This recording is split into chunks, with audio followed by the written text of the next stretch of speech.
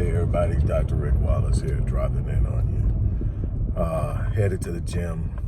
It's got a very long day, long weekend ahead of me. And as usual, I'm going to take advantage of the time between the office and the gym to share with you on some things that I think are extremely important.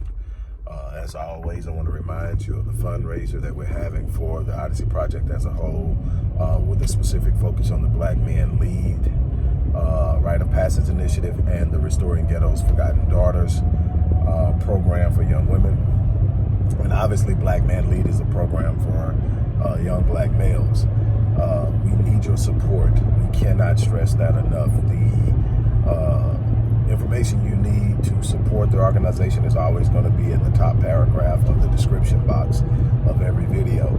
So with that out of the way, I want to talk to you on this trip going. I'm going to have another one on the trip back. On the trip going, I'm going to talk to you about the defunding of public schools and what that means for blacks by way of education.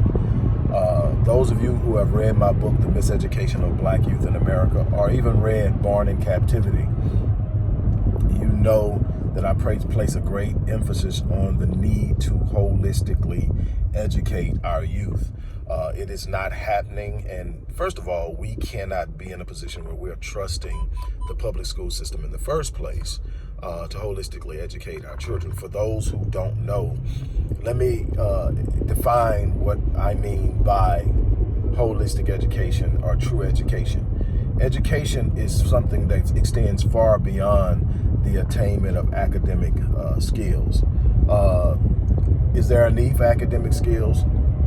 In many instances and situations there are.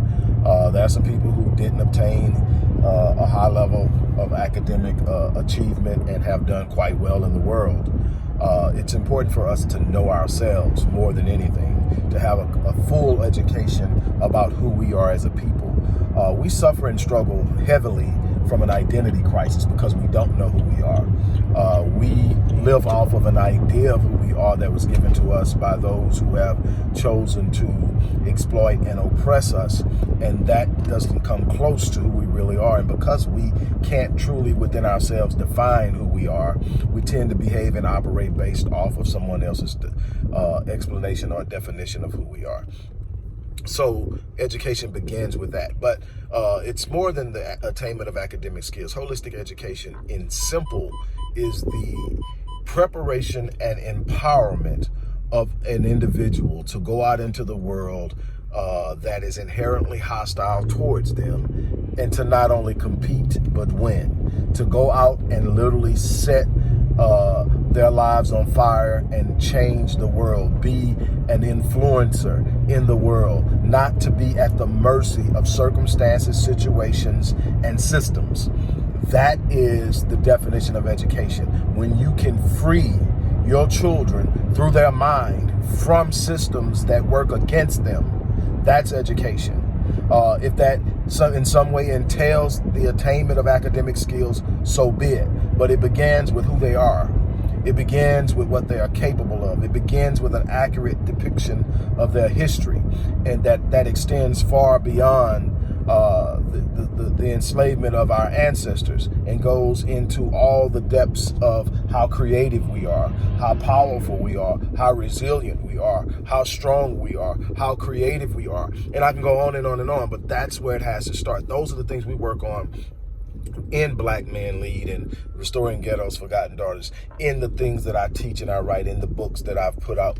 It's about understanding self. If you don't understand self, everything else will not make sense. Because when you don't understand self, your relationship with the world is different. When you understand yourself and you know how powerful you are, when you stop seeing things as consequences and mishaps, and you start to understand that life isn't happening to you, that life is literally responding to you, and that you have the ability to literally put your imprint on this world, things are different. You approach them different. We are very docile people right now because we still believe we have no power.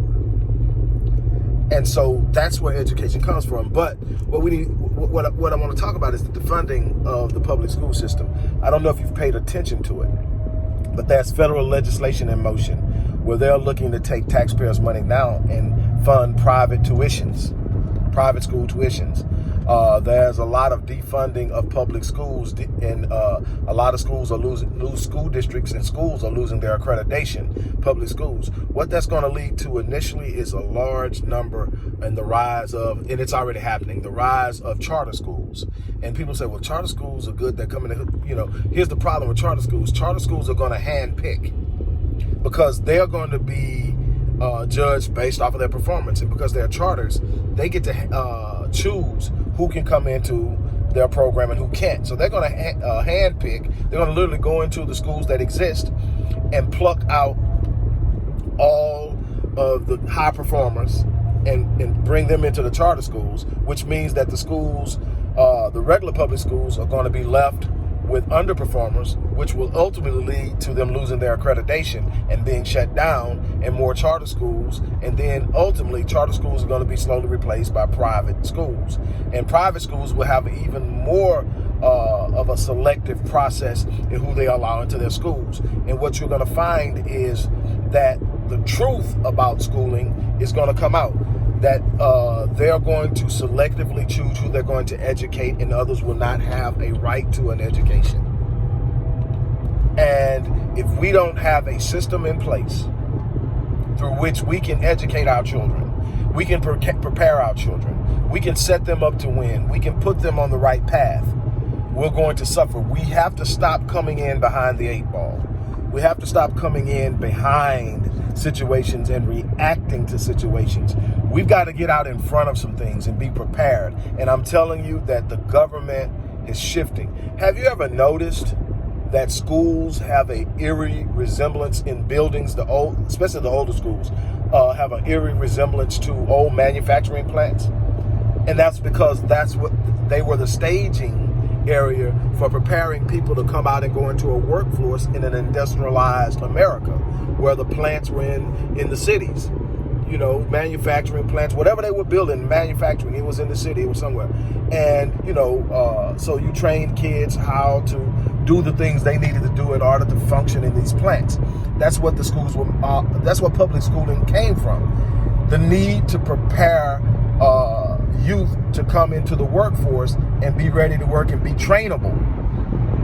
And it was never about preparing them to be self-sufficient. It was never about preparing them to be autonomous. It was never about preparing them to do things that will set them on a course where they were in control of their lives. It was to put them to where they were in need of jobs, and the jobs would pay them to do what the jobs wanted. So it's in a capitalist society, it was about the rich getting richer and doing it as efficiently as possible, and the schools were simply a mechanism in that. Well, we know now that the schools have also become a mechanism in driving young black males to prison. It is the major contributor for the prison pipeline. It's school mishandling, misdiagnosis, mistreatment, alienation, dropout, prison. That's the school to prison pipeline.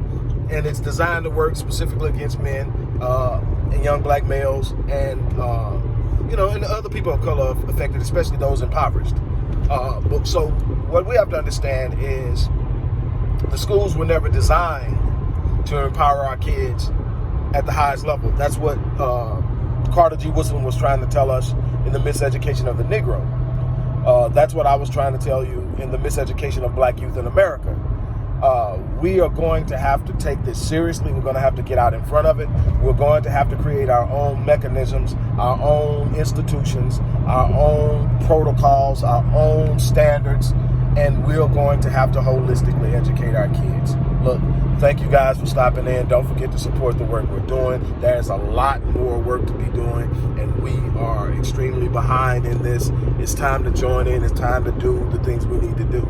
You are responsible for the education of your children. We as a race are responsible for the education of our children, and we must take the necessary actions to ensure that they are properly and holistically educated. On that note, I'm out of here.